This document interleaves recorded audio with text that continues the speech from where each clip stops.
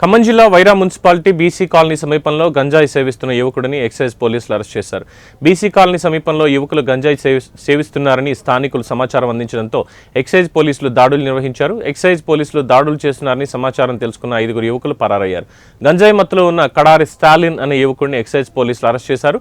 పట్టుబడ్డ యువకుడి నుంచి 60 గ్రాముల గంజాయిని స్వాధీనం చేసుకుని కేసు నమోదు చేశారు. ఈ దాడుల్లో ఎక్సైజ్ ఎస్ఐలు సాయిరాం రత్న, ప్రసాద్ రెడ్డి, పోలీసు సిబ్బంది పాల్గొన్నారు.